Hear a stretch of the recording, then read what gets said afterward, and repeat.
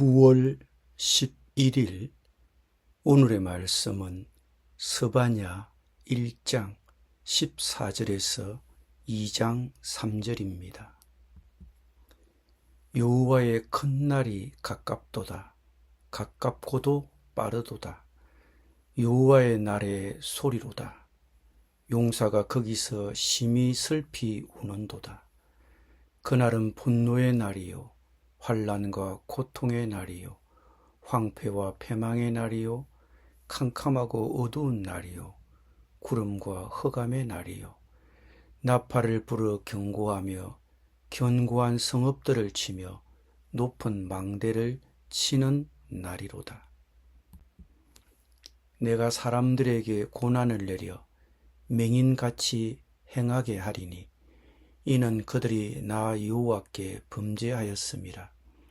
또 그들의 피는 쏟아져서 티끌같이 되며 그들의 살은 분토같이 될지라. 그들의 은과 금이 여호와의 분노의 날에 능히 그들을 건지지 못할 것이며 이 온 땅이 여호와의 질투의 불에 삼켜지리니 이는 여호와가 이 땅 모든 주민을 멸절하되 놀랍게 멸절할 것임이라.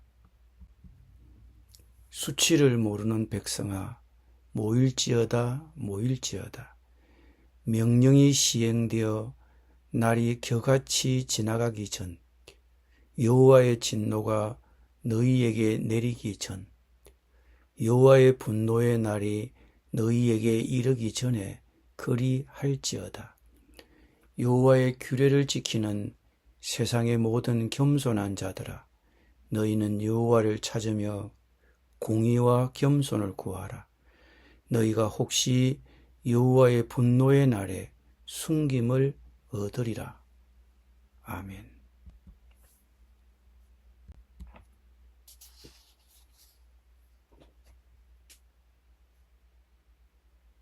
우리는 어제 본문에 이어 이 스바냐서의 첫 번째 단락, 즉 유다와 예루살렘에 대한 하나님의 심판을 살펴보고 있습니다.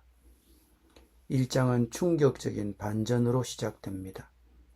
하나님의 선하고 질서 있는 세상은 다시 무질서와 어둠 속으로 빠져들어 다시 사람이 살 수 없게 될 것입니다. 계속해서 읽어나가다 보면 스바냐가 예루살렘 세상의 종말을 묘사하기 위해 이 강력한 시적 이미지를 전개하고 있음을 깨닫게 됩니다. 가나안의 신들을 숭배하던 모든 귀관들이 파괴될 것입니다. 불의를 행했던 모든 지도자들, 부정한 대출과 차입이 이루어졌던 모든 경제의 중심지, 이 모든 것이 사라질 것입니다. 스바냐는 이러한 종말론적인 이미지를 통해 앞으로 일어날 일의 천상적 의미를 보여주고 있습니다. 하나님께서는 큰 군대를 보내 예루살렘을 정복하게 하실 것입니다. 스바냐가 하나님께서 심판을 내리시기 위해 누구의 군대를 사용하실지 전혀 언급하지 않습니다. 우리는 미가스와 하박국서를 통해 그 군대가 바벨론임을 알 수 있지만 스바냐는 그 사실을 전혀 언급하지 않습니다. 그의 메시지의 초점은 나라의 흥망을 주관하시는 하나님의 역할에 있었기 때문입니다. 이것이 바로 스바냐와 백성들에게 희망을 주는 것이기도 합니다. 예루살렘 전체가 그 운명을 피할 수는 없겠지만 스바냐는 그 성 안에서 여호와를 찾는 모든 사람에게 호소합니다. 그는 이들이 바로 회개하면 구원받을 수 있는 충실한 남은 자들이라고 말합니다. 그 호소가 2장 1절부터 3절입니다. 수치를 모르는 백성아 모일지어다 모일지어다. 명령이 시행되어 날이 겨같이 지나가기 전 여호와의 진노가 너희에게 내리기 전 여호와의 분노의 날이 너희에게 이르기 전에 그리할지어다. 여호와의 규례를 지키는 세상의 모든 겸손한 자들아, 너희는 여호와를 찾으며 공의와 겸손을 구하라. 너희가 혹시 여호와의 분노의 날에 숨김을 얻으리라. 이 세 구절은 당시 이스라엘 백성에게 뿐만 아니라 오늘날 우리에게도 중요한 진리를 담고 있습니다. 우리는 먼저 1장의 맥락을 다시 한 번 더 살펴보는 것이 중요합니다. 1장은 다음과 같은 내용이었습니다. 주님의 말씀이 스바냐에게 임했습니다. 그러므로 스바냐의 예언이 무엇이든 그 예언은 무게가 있고 중요하며 시급합니다.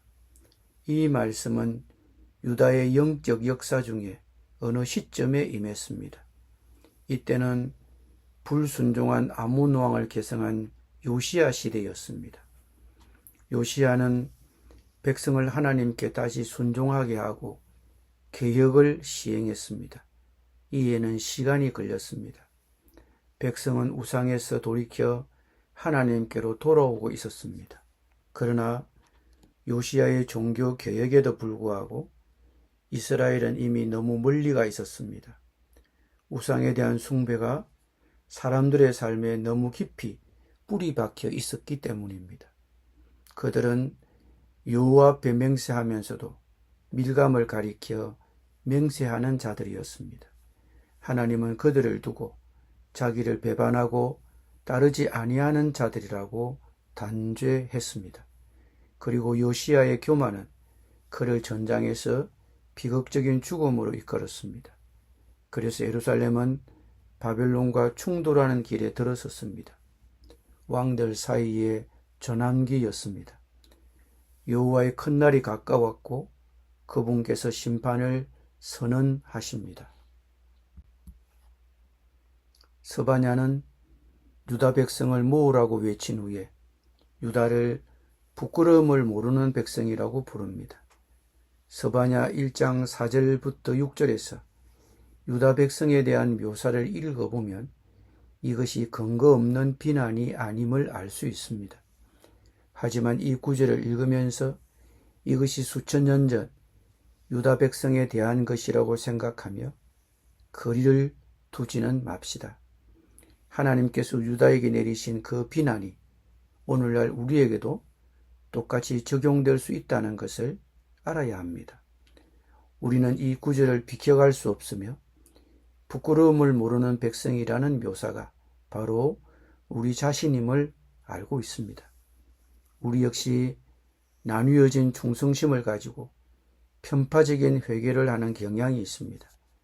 당시 유다처럼 오늘날 우리도 종종 하나님을 믿는다고 고백은 하지만 우상이나 재물 같은 세상적인 것들에 여전히 집착합니다. 스바냐가 심판을 선포하기 전에 백성들을 모이라고 명령했습니다.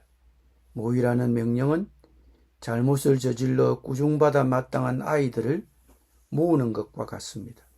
하나님은 죄를 공동체적으로 다루십니다.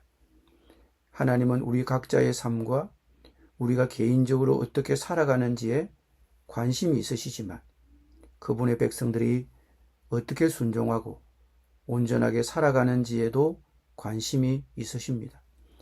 이는 오늘날 우리가 우리의 삶을 생각하는 방식에도 영향을 미칩니다. 우리는 개인이지만 하나님의 백성으로서 함께 살아가도록 부르심을 받았습니다. 이 구절은 죄와 심판에 대해 우리가 생각하는데 어떤 도움이 됩니까? 우리는 사랑의 하나님에는 익숙하지만 멸망과 심판을 가져오시는 하나님의 이런 모습에는 익숙하지 않습니다. 하나님은 우리를 심판하시는 것이 지극히 공의로우십니다. 그분은 죄를 용납하실 수 없습니다. 죄는 단지 우리가 서로에게 지은 죄가 아니라 모든 죄는 근본적으로 하나님을 거스르는 것이며 하나님에 대한 반역으로 나타납니다. 하나님은 우리의 죄를 그냥 무시하고 용서하실 수 없습니다. 그분은 사랑의 하나님이시지만 동시에 거룩하시기 때문입니다. 우리 자신의 죄의 심각성을 깨닫지 못하면 하나님의 심판이 우리에게 임해야 할 필요성을 깨닫지 못하게 됩니다. 그리고 궁극적으로 우리는 복음의 가치, 십자가의 가치를 깨닫지 못하게 될 것입니다. 스바냐 2장 2절에는 전에라는 단어를 3번 반복하며 언급합니다. 명령이 발효되기 전에, 그날이 겨처럼 지나가기 전에, 여호와의 진노의 날이 너희에게 이르기 전에. 이런 반복은 회개로의 부르심이 시급함을 깨닫게 합니다. 우리는 이 부르심에 즉시 귀를 기울여야 합니다. 우리 역시 죄 많은 민족이며 그분의 거룩하심에 따라 심판받아 마땅합니다. 우리의 구원은 우리의 행위에 근거하지 않고 그분의 은혜와 자비 안에서 그리스도께서 우리를 대신하시서 심판과 진노를 감당하시도록 하셨습니다. 이 복음을 믿습니까?